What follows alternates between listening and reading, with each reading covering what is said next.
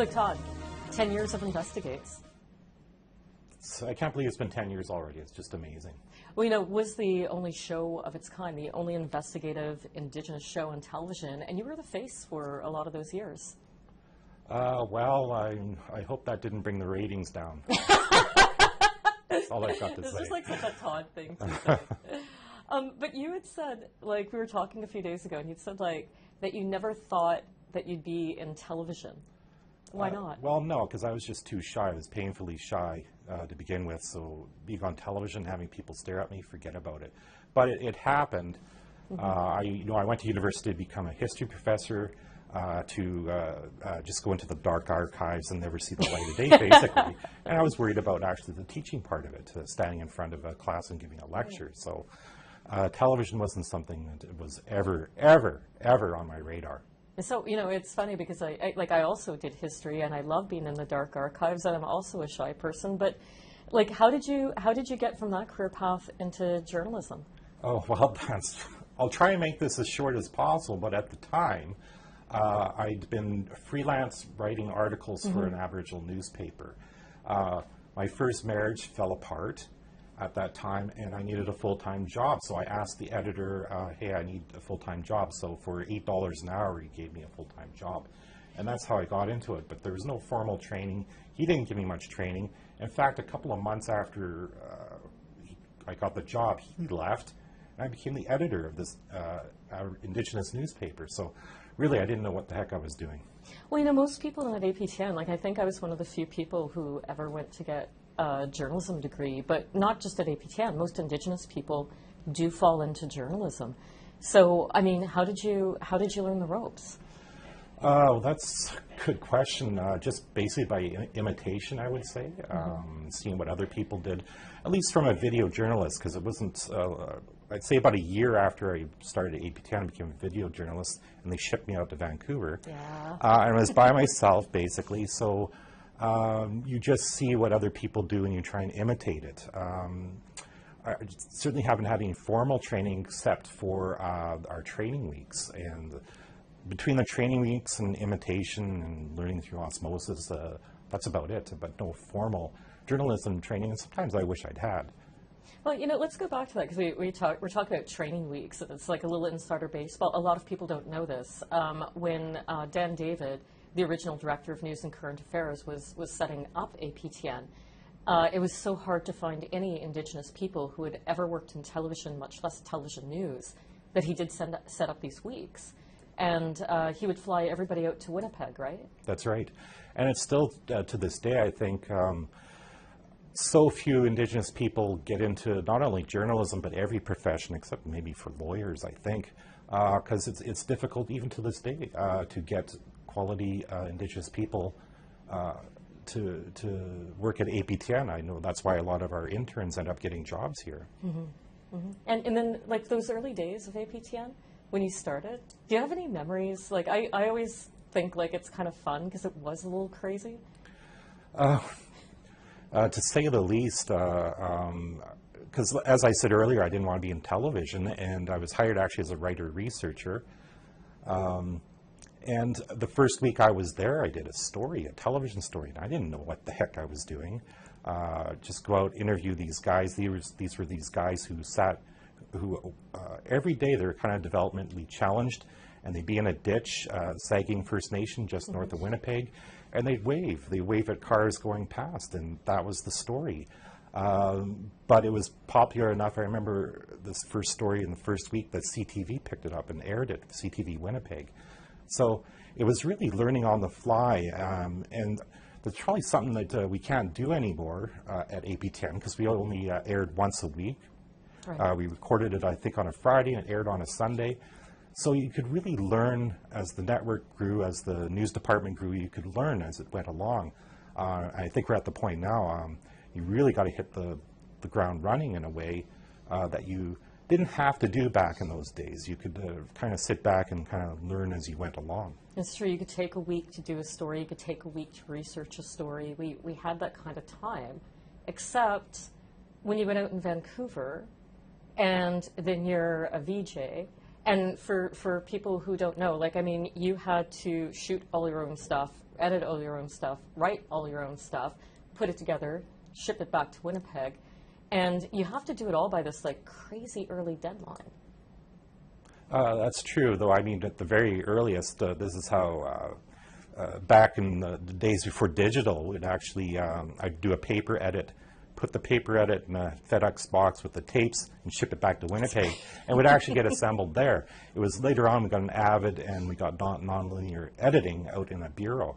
So the deadline, well, you learn to live with it, you learn to work around it, and usually what it meant is you do a story the day before and you file the next day, which is, again, something different than today. We're, again, back then I think we went from 1 to 2 times a week that we did the news, and then we went to 5 times a week, and there became more and more emphasis on getting news to Winnipeg as quickly as possible. And the technology has changed that today it's possible. Back then it was much more difficult. We couldn't, we didn't have, computers, or the files were too big to send via computer or transfer on a computer. That's all changed today. We have Degeros, we can do things live, or we can cut a story, we can send it back to Winnipeg the same day. It's quite a change, especially in the technology. Well, yeah, and then just in the resources that we had. I was out in the Ottawa Bureau in those days, and we did the same thing. We paper edited, and we FedExed the tapes, but if we wanted to save the company a little money, we put them in the mail and mailed them in, like for edit, saved about $10. But I mean, like, we were conscious of that so much back in those days. We didn't have vehicles. I think we had flip phones, but that's what you had. Right. That's what you had to yeah, my deadline wasn't the news deadline back then. It was the FedEx deadline. I remember this. I still remember this. It was 3:15. I lived out in Coquitlam because the bureau was actually in my apartment, and I had to jump in the car and drive to Burnaby to make sure I got to the FedEx deadline. That was my deadline. But then when we did go daily, I remember I was sent out to Vancouver to work on a story. It was a Chiefs meeting, and it was like the hot issue at the time was the Fiscal Institution and Statistical Management Act. I knew I was not going to get that out. Oh my goodness, I can't even remember what that was now. It was complicated, but it was a way for bands to kind of sell bonds and earn their own money. Eventually went through. It was super complicated at the time, though. Super controversial, and I'd gone out to work with you on covering that. I mean, those 2 o'clock deadlines were just killer. Yeah, they were, and I think it's a 1 o'clock deadline now because the news is an hour earlier than it used to be. But like I said, you just work around it. You know, you have to. If you're going to file the same day, you got to basically be finished by 11:30 noon and be back at the bureau. Which is in North Vancouver, kind of an awkward place for it. It was easier for me back in the day because once the bureau was out of my apartment, it was downtown right. Vancouver. So you could get back and you could do it. It was a challenge, but it could be done. Well, and then you weren't out there very long. And it seemed like a long time. It was nearly 4 years. Well, you were out there for 4 years, but you hadn't been out there very long when something happened around Sun Peaks. Oh, that's right. Yeah, you got your camera seized by the cops. Well, technically it was the tapes. I guess just to do shorthand, because I could go on for 5 minutes about the story. I was up in Sun Peaks. I was doing a story on the Native youth movement. One of the people who was prominent then is prominent now and trying to stop the Trans Mountain Pipeline Express. She's still a Canahus, I always get her first name wrong, because I knew her by a different name back in the day, the daughter of Art Manuel. Right. Anyways, so her group, the Native Youth Movement, wanted to stop development at Sun Peaks. So that day, I remember this clearly, they planned to do a protest down in the village. And if people don't know what Sun Peaks is, it's kind of like Whistler now. And at the time, they were still developing it, still developing their village, building all the condos, all that stuff was still being built and developed. And they wanted to stop to it. They said it was an infringement on their treaty rights, on the inherent right and title to the land. So I know I'm going all along on this, but they told me they're going to do the protests, and I was going to drive down there. And I remember this. They asked me, well, can somebody come with you in the car? And I said, well, I think I want to be neutral. I shouldn't be seen helping you guys right. ferry you down to the village, which meant that a bunch of them had to get stuff into one car. Anyways, we get there, they do their protests. I follow it for a while with my camera, and I think, well, I think I've got enough. it's time for me to go home. This is Kamloops. I've got to drive all the way back to Vancouver. So I'm putting the camera in the trunk of my car, putting the gear in the trunk, and I noticed the police officer, and he'd questioned me earlier, like, what network do you work for? And I said, the Aboriginal People's Television Network. And at the time, he wouldn't have known what that was. Very few people did. We're talking about a year after the news got started. He was eyeballing me, and I could tell he was suspicious. He wanted my camera. I could tell he wanted the footage, that maybe I'd caught something. And I'm forgetting something. When I was putting the gear in the trunk, a disturbance happened off to the side. Some youth had started a confrontation, or maybe it was the other way around, I can't remember now, between some people who were just sitting on the patio, and I guess words were exchanged. We're talking about some non-Indigenous people. Somebody got hit and was knocked down, so I grabbed the camera, I rushed over, I started filming it. I still remember the shot, because it was somebody with their nose bleeding. And yeah, and there was a young Yeah. Indigenous guy who was very angry, and I got him looking right into the camera, looking right at me, shaking his fist, and I can't remember what he said, something about them raping our women.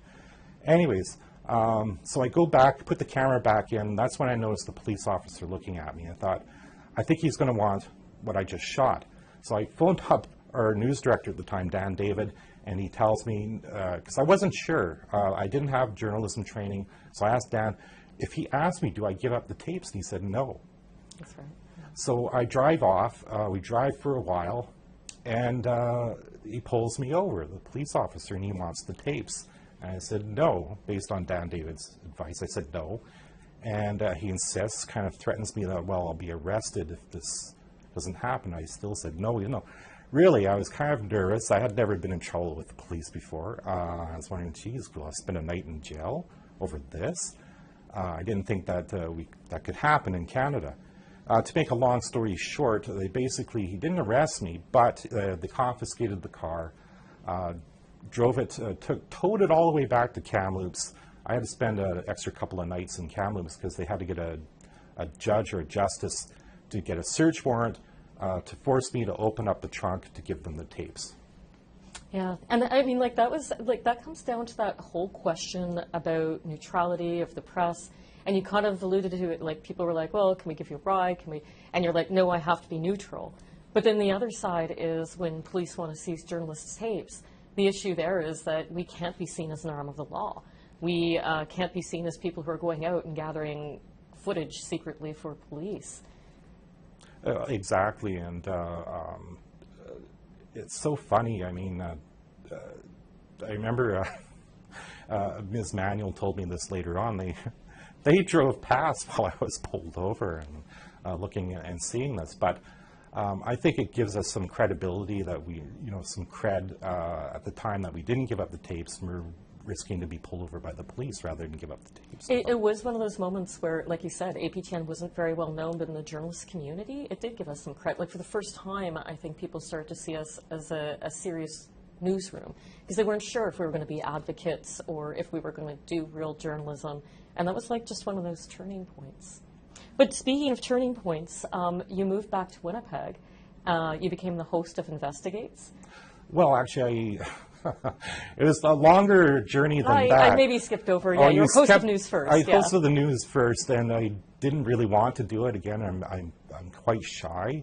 I didn't want to do that kind of thing. But there were no men, should I say, who were willing to stand up and do this. It was the women who were doing it. I thought, well, we need a guy. We should have a guy as one of the faces of APTN. I didn't really think it should be me, but nobody else wanted to do it, so I volunteered. It was really difficult at first. I was really nervous, probably for the first week or two. Anyways, but I ended up co-hosting or co-anchoring the evening news, and then I can't remember what year, maybe it's in your notes. Then I went to Investigates and hosted that for, I think it was 5 or 6 years. I've already forgotten.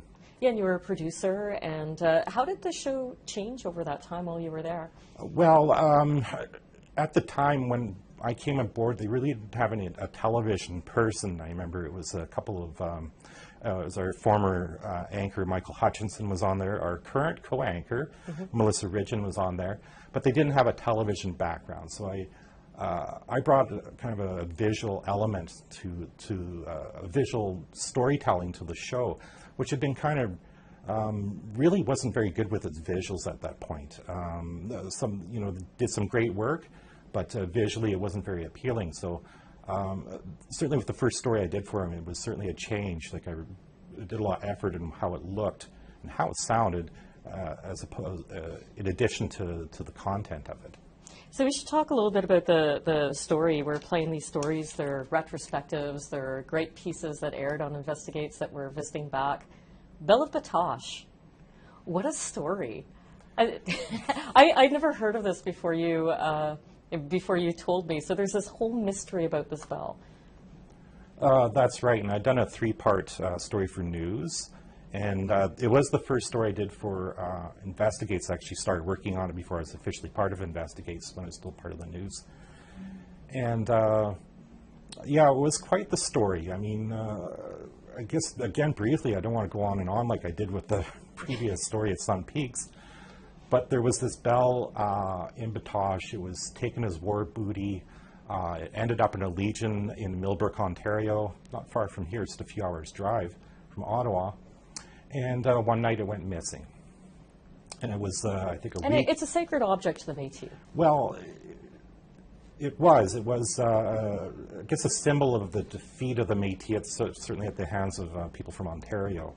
And the Métis at the time didn't like the way it was being displayed in the Legion as a war trophy. So I think they were showing it. I know a couple of, like Yvon Dumont, and Billy Joe Delarond, and I think Tony Belcourt were all there. These are older Métis leaders from the past. They were showing the bell, and they had a big discussion of it. And Billy Joe Delarond decided, well, he was going to take it back. And he did, and one of the episodes, it might be the episode going to show, I'm not sure, but it details how he took the bell and brought it back to Winnipeg. And it remained hidden for years. He hid it in all kinds of places. It moved all around because he did want to give it back at the time. And so I found out about the story at about 2000, just before I was employed by APTN. I worked for the Manitoba Métis Federation as a communications officer briefly. I remember that summer there's this huge hubbub that this bell was going to surface finally. It was going to be a big deal. And it didn't. It didn't surface, and it remained hidden.